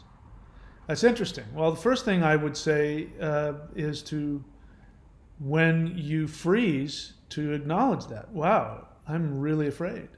Or say to yourself, say, wow, I can see that you're really afraid. It's totally okay. That's the way you were programmed, because you were programmed not to ever take care of yourself. You were only programmed to take care of your borderline mother. So you freeze because that's what people do when they are in absolute terror. Don't move. There's a snake. Don't move. Like they say about, I don't know how correct it was, but in the movies, the Jurassic Park movies, I don't know why they came up with the idea that the Tyrannosaurus Rex only sees move. Don't move. The Tyrannosaurus will eat you. So you freeze when you take care of your 4-year-old self, because if you were to take care of your 4-year-old self, you would be betraying your borderline mother. And your borderline mother will chomp you up and spit you out, so you freeze. So the first thing to do is to say to yourself, it's totally understandable that you'd be so afraid, because look at what your mother trained you to be. It's okay to be afraid. I love you. And you just be with them. You just be with them. The truly loving person is somebody who can be with you in your worst state of fear, pain, anger, sadness, and not do anything. I remember when my father died, and I was, of course, inconsolable, and I was working on a film. I was an actor in a film.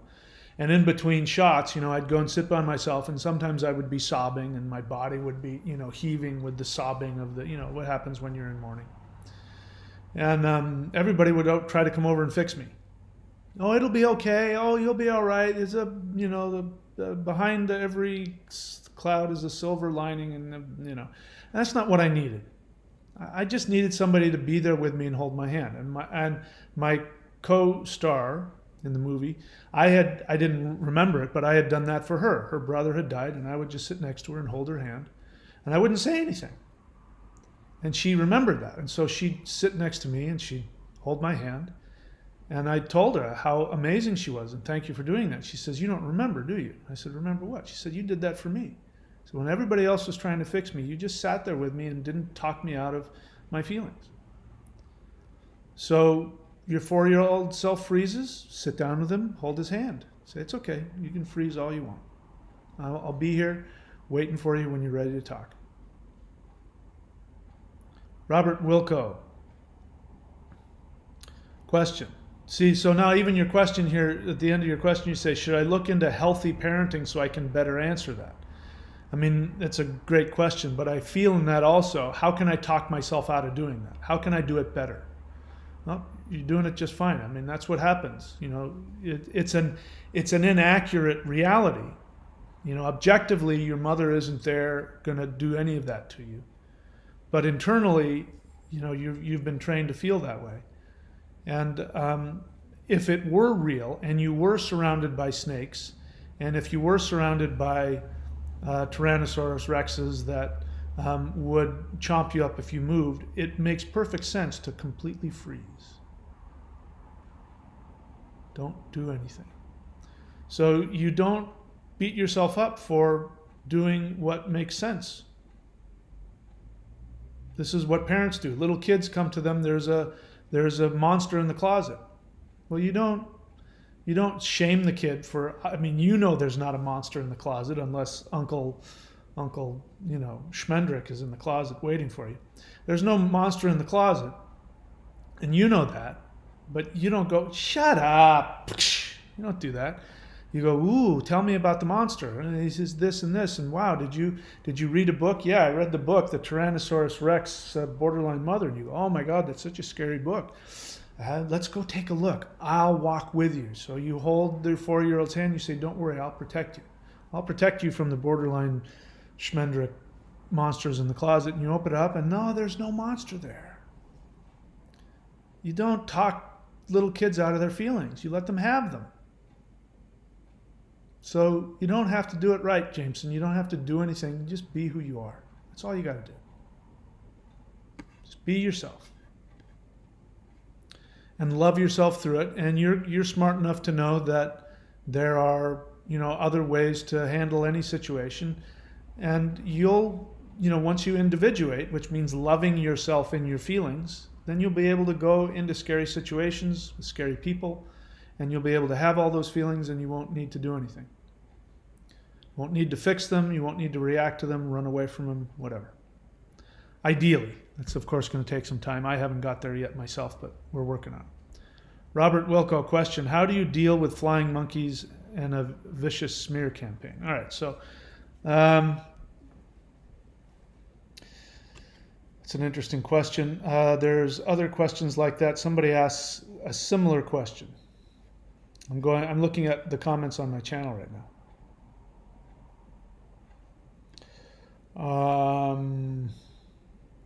This is somebody else asking a question on my channel that says, question, when you break away from the BPD, what do they get out of posting many mean memes alluding to the partner being shitty and the cause of the breakup, which garners sympathy for the BPD and makes them look like the angel on social media.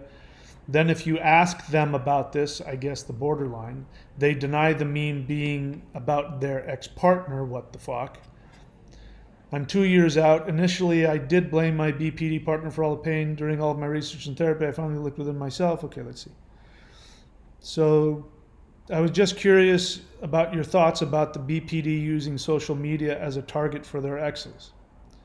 Granted, no contact, including not watching their social media, is absolutely the best, but it can take time to get to that point while you're trying to figure it all out. Okay, so there's your problem. You're trying to figure it out. And your question here, how do you deal with flying monkeys and vicious smear campaign? It's not exactly the same question, but probably the same things going through your head, trying to figure it out.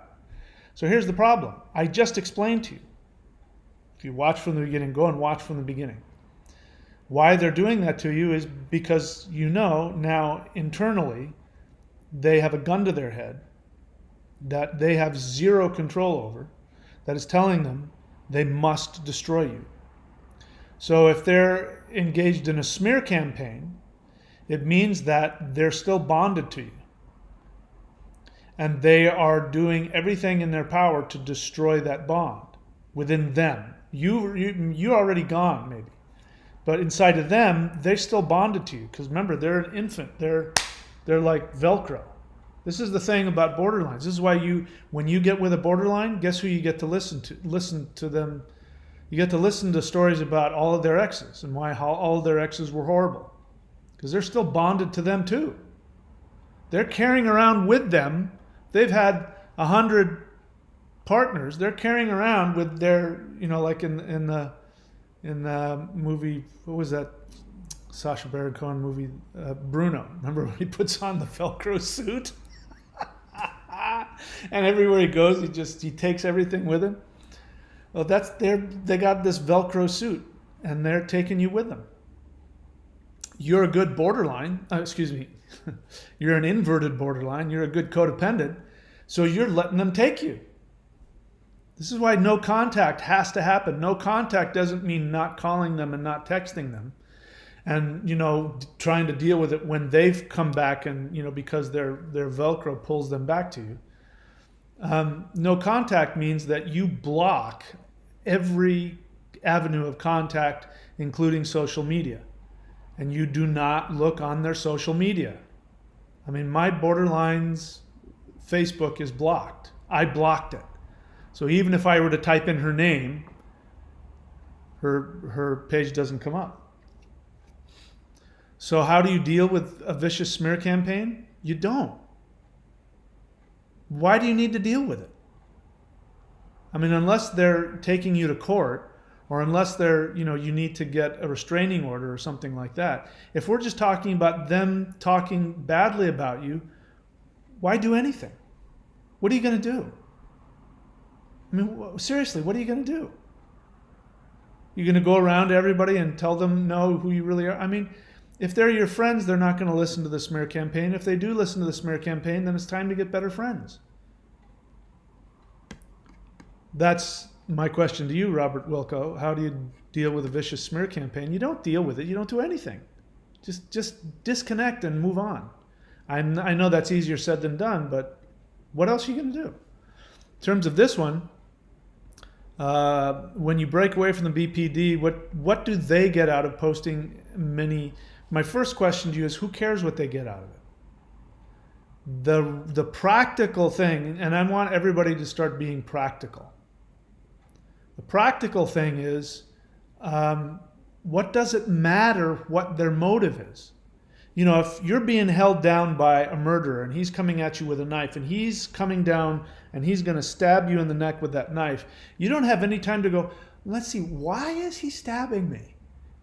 You have to get the hell away from that knife. Just get the hell away.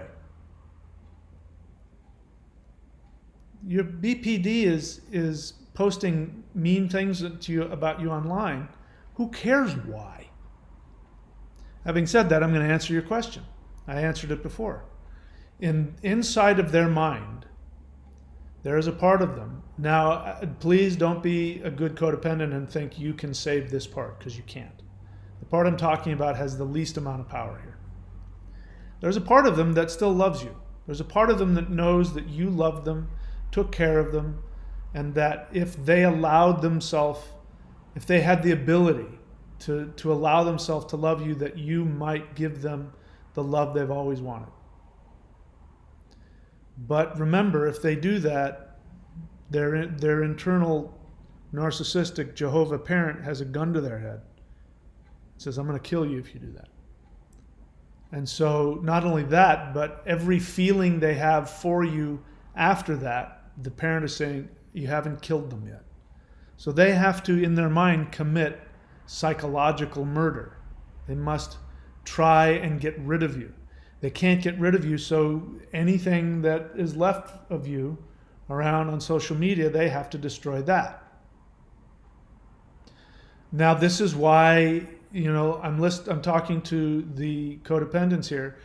The less time you spend with them, the less damaging the devaluation will be. Now, when you hear that, you go, oh, that means I've got a while to go.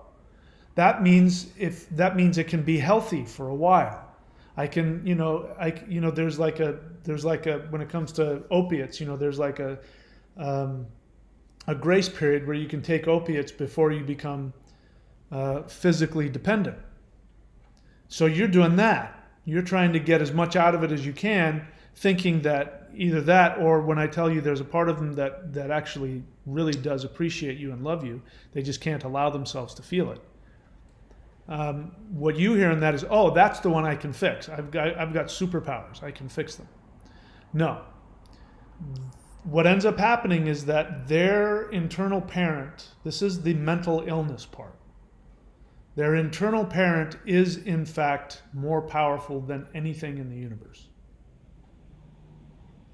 For them. There is no being or person or anything that is more powerful than that. And so what will happen is, the longer you keep going back to them, because remember, every time that they come to you, they're having an affair.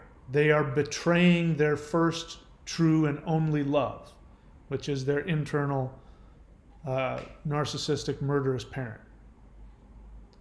And so the delusion that you think you're having a one-on-one with somebody isn't true. It's always a threesome. It's a threesome with you and them and their internal parent.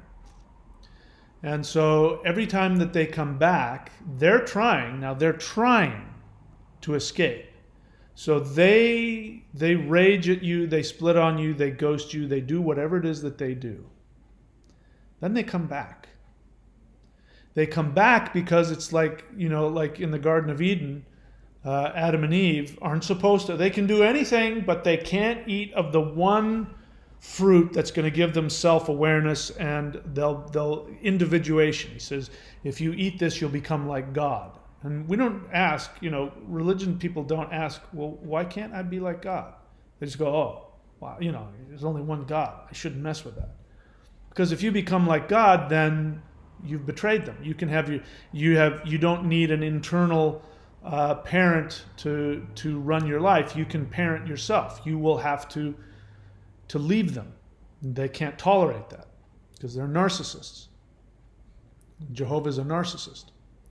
So he can't tolerate that. So you can eat of any fruit except for the one of self-knowledge. Can't eat that one. So they're sitting there and they don't see him around. Is Jehovah around? Shh. I don't see him. I think we should eat the fruit. The snake told me we should eat the fruit. Let's eat it. I don't see him around. Crunch. What are you doing?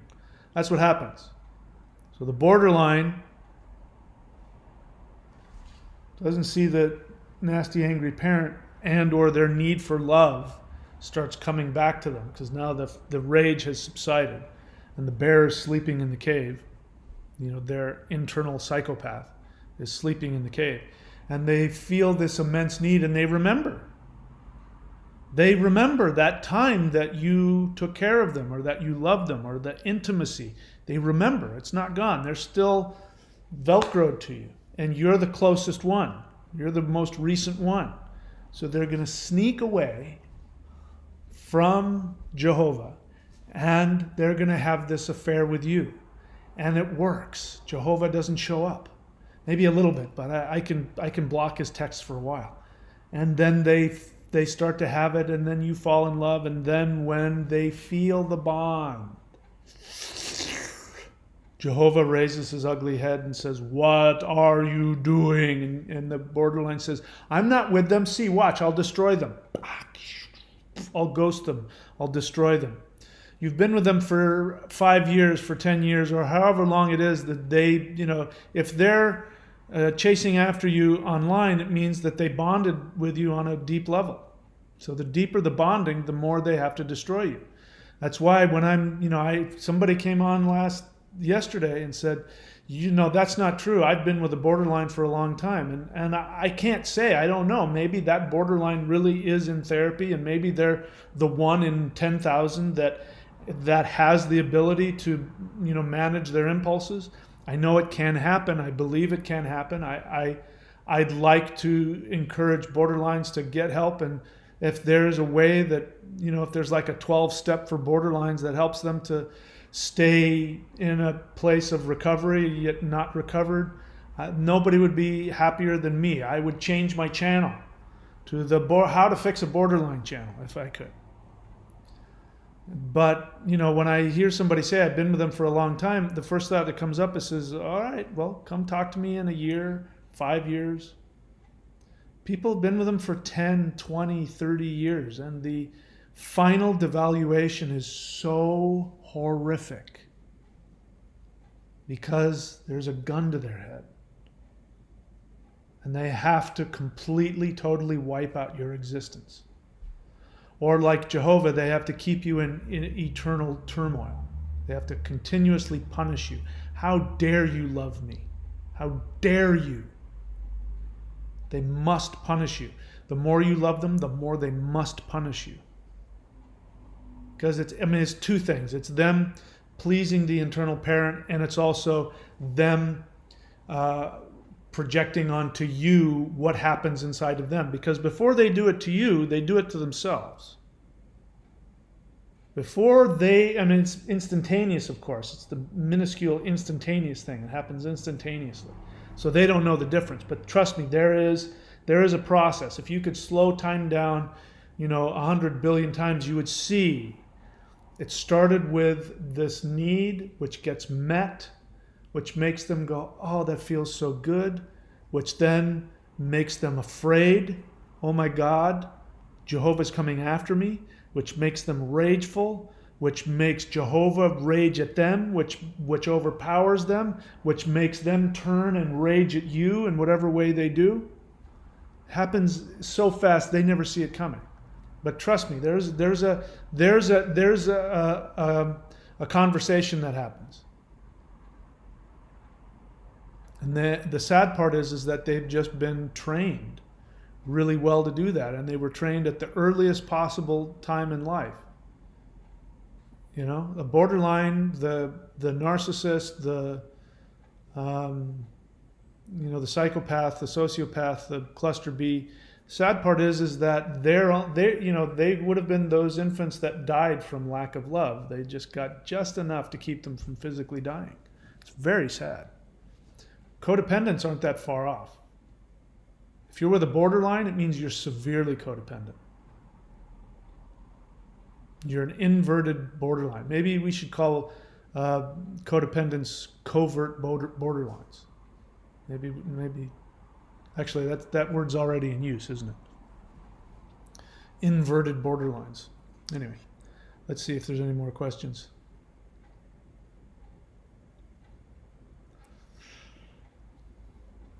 Otis says, I'm always trying to heal day to day. BPD seems to be a genius phenom condition, and they 2/3 moves ahead no matter what. Do the connective moments we have to help heal them to the smallest extent? Otis, I understand your question, but it's a codependent question. The codependent, I make fun of the codependents. I call them super empaths. They're cape flapping in the wind. This is their narcissism. So you know what a narcissist, right? A narcissist is somebody who has no self. It's a borderline who has no self and who then creates this false self. A false self that goes out there and is invulnerable, is the best at everything, right? Think of your favorite narcissist. I'm biting my tongue so hard right now. Think of your favorite narcissist. When you hear them, 75-80% of everything they say is about how amazing they are and everything they've done. And they've done nothing wrong. They're the biggest victim and the biggest hero all at the same time. So the borderline, they have a different way of their narcissism, which is you become the perfect healer. You become the perfect fixer, the perfect lover, perfect protector. So your delusion when you were with your borderline, even though you knew they talked about all the other people that were with them and you knew that other people had tried and they had failed, but you were going to be the one. Number one, they said you're the one, you're the best. And you said, that's right. I am cape flapping in the wind. I am the perfect lover. I will love you and heal you. I have more strength and more fearlessness. Your pain doesn't frighten me. I will go deep into your pain more than anybody else has, and I will love you. And it'll work. And truth is that there's some truth to that. You will do that. You will have that, but then you're not more powerful than the gun-toting Jehovah. Because remember, there's you and then there's Jehovah. There's the Almighty God who sees everything, knows everything, created everything, all-powerful, all-knowing. That is who they're dealing with. You can never compare to that. You'll never be all-knowing and all-powerful. You, on the other hand, your narcissism is, no, I am all-loving. You're of the Jehovah part, you're the all-loving. I am the all-loving Jehovah. And if I love you long enough, I will defeat you. It's battle. You're going to battle against them, trying to defeat them. So your question, do the connective moments we have help to heal them to the smallest extent? Whether or not it did is absolutely meaningless because the end result doesn't change. You're asking me, is that moment that I helped heal my borderline, is that what's going to eventually get them to therapy even though I never see them and I can hold on to that? Maybe, maybe not. But the fact that you're asking that question says that you're coming from your narcissism. You're still romanticizing it even to the slightest bit. You know, the narcissist walks away, yeah, I lost the vote, but no, I really won. I have to have won the popular vote. No, it did happen. No, it did happen. You're lying. It did happen. You're doing the same thing. The borderline has said to you in no uncertain terms, I can't ever really love you. I never really will. Jehovah is my only love. And Jehovah says you have to die. I'm leaving. That's all there is to it. But I remember that you tried to love me. I remember that. And that was really great of you. But no, I got to go. You're like, what? My love connected to you? Maybe I'm the one that gets them into therapy. Flap, flap. So that's your narcissism. No, this is what I mean. They've got in order for you to survive, whether this is true or not is totally irrelevant. For you to survive, you have to realize you're not that powerful. Your love was nothing in comparison to the power of the Almighty Jehovah in their mind. And that you were just one of many meals that they ate. And your love that you gave them in those connective moments, I'm still hungry. Still hungry. Without getting too much detail, I was having a sexual moment with my borderline ex, and she was raging at me because I wasn't giving her a big enough orgasm. I couldn't believe I was just like, oh my God, what the hell, what is going on here? That's you. You gave her the love, you gave her the connection. It wasn't enough. It wasn't even close to enough. You worthless pile of garbage. That's the way you need to think about it. Because otherwise, that fantasy of, did I at least do something, is not healthy for you. Whether it's true or not, who knows? But it's not healthy for you, in my belief, to hold on to that. Because the end result, all I care about is the end result. The end result is they damaged you, they devalued you, it meant nothing. One borderline that I've communicated with through this site, through the comments and everything, has said that, yeah, you're right. No matter how much love you give to the borderline, there's a black hole. It just disappears. You remember. For you, you're building it up. You know, it's like going to the gym, right? You go to the gym and you just did 3 sets. You know, and you just now did, you know, you started with 100 pounds, and your third set you're doing 180 pounds, and you're counting. I did 180 pounds, 3 sets, and it builds up and the muscle gets bigger. That's what you're doing. You're loving them. The first time I loved them, you know, 180 pounds, and then I gave 250 pounds worth of love, and then I did this massive 200-pound love thing to them. I mean, I built up that's going to build up their muscle, right? So their love muscle is going to build because of nope. Empty black hole goes into nothing, disappears. If they do remember you, I remember mine coming to me, the first Hoover, she came back. Of course, I didn't know, I was in pain and I was wrapped up in it, but I didn't know anything about BPD. And she came back and said, you know what, I was thinking about it, and I don't know why I did that, and I said that, and you know, because now I remember you made me feel like this, and you said that, and that made me feel good. So there was no acknowledgement of what she did to me. There was no acknowledgement of any awareness of what she did. The only thing she was aware of was that I made her feel good. My only value to her was if I could keep making her feel good.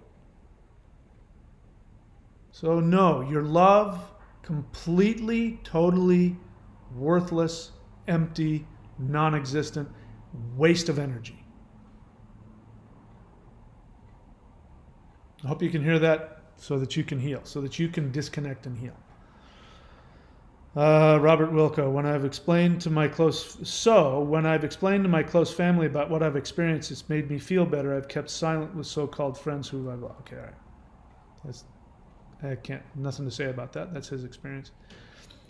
Johan H.C. Anderson was wrong. I don't know who that is. Saying that Emperor Trump, okay, I don't know what that is. Nick Carey, question. Is this an argument? Is this a pro-Trump argument? Oh no, the other way around. All right. I'll try not to get into that because I found if I talk about politics, I lose subscribers. So I'll try and stay away from that. Nick Carey, question. Told my borderline, Freudian slip on my part. Question. Told my borderline I had feelings for her and she refuses to believe it and says I was lying. Why? Why do you care?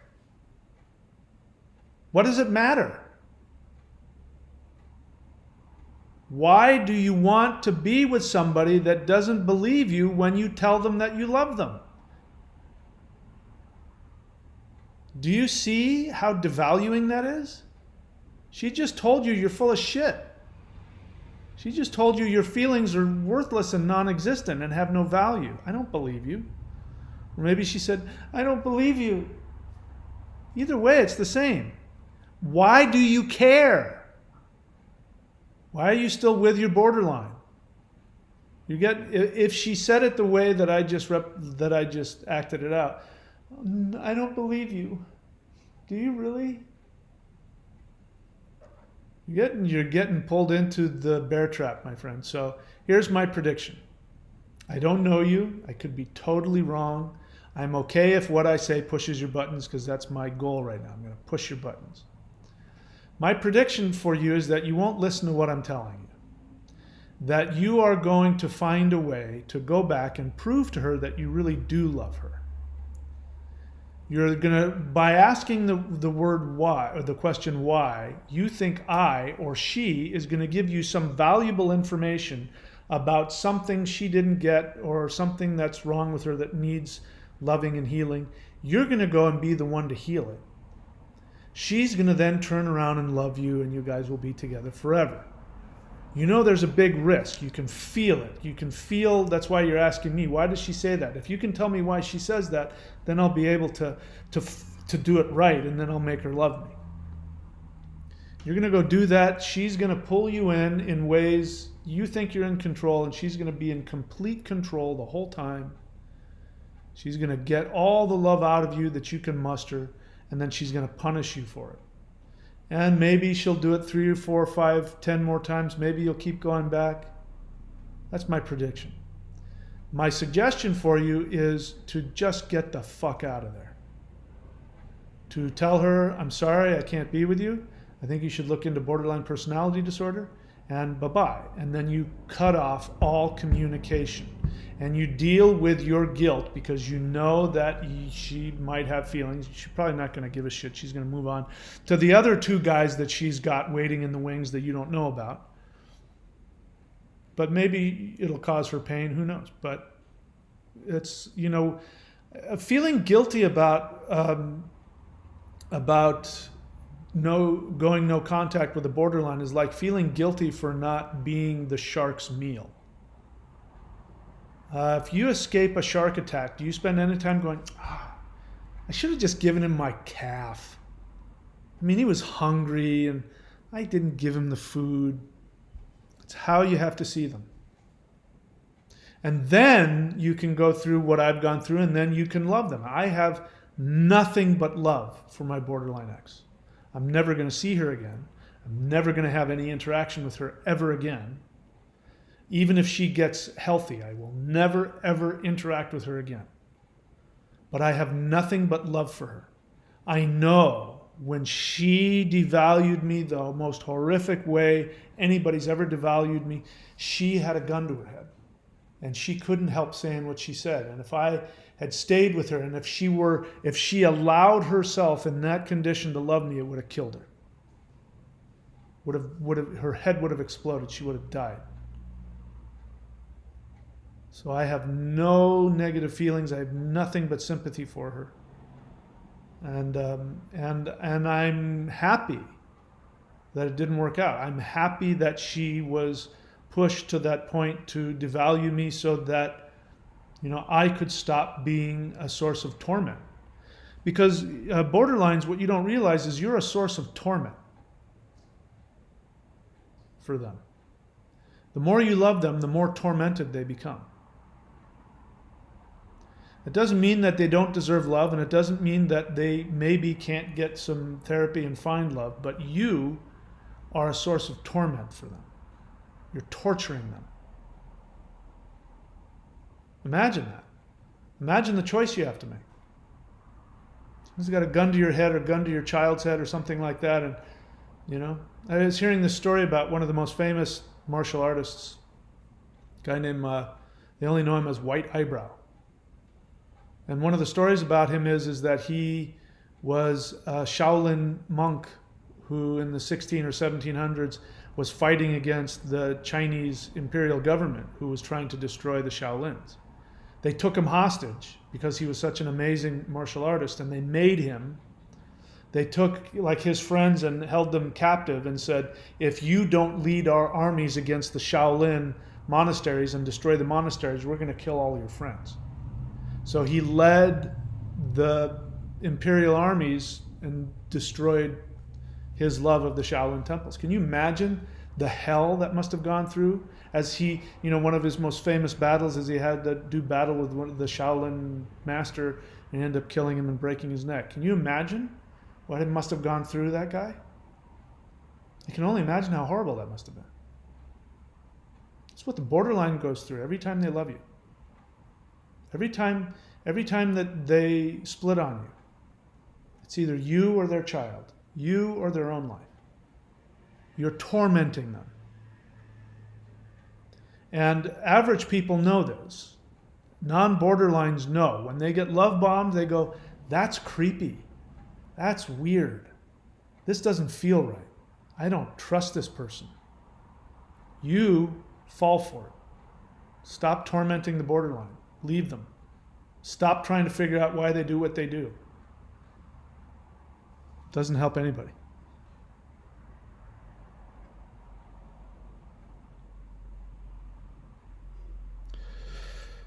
James Colliday, question part 1. Codependence with my inverted BPD identity. How can I be more compassionate with myself without enabling the codependent self-abuse? I don't understand the question. See, this is part of your guilt. Your internal critic is turning self-love into codependent. You're doing it wrong. You hear the word codependent as doing something wrong. You have to do it right. You have to be perfect. If you don't do it right, there's something wrong with you. You're not doing your job.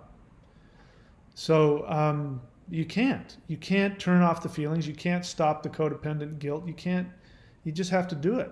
You just have to stumble along and stub your toes and learn as you go. That's why you have to have a therapist. That's why you have to have a 12-step sponsor and CODA. That's why you have to do meditation. It's not about feeling perfect or doing it perfectly. It's about stubbing your toe and, learning as you go. And it's going to be painful and it's going to be challenging and everything else. The child wants to cry. The adult knows I need to live. What's wrong with crying?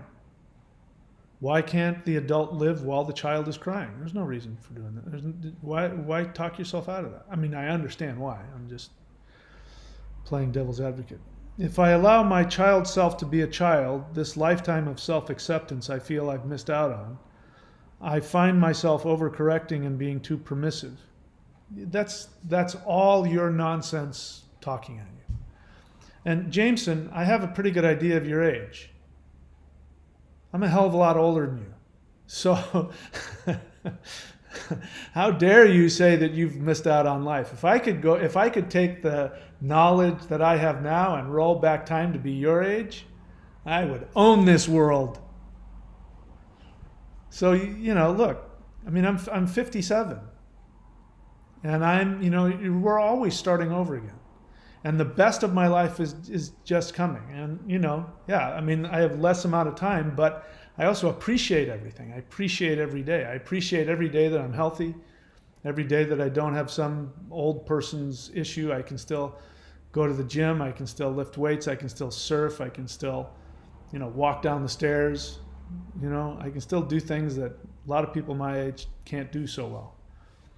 So all of that is your own. Here's the thing: your unconscious mind is always going to find some way to beat you up. And Jameson, yours is chronic. Your internal critic is chronic, and that's okay. But you need help. So just give yourself a break. Just take one day at a time.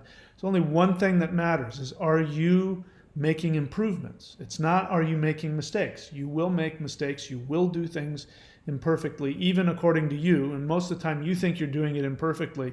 You're just being a human.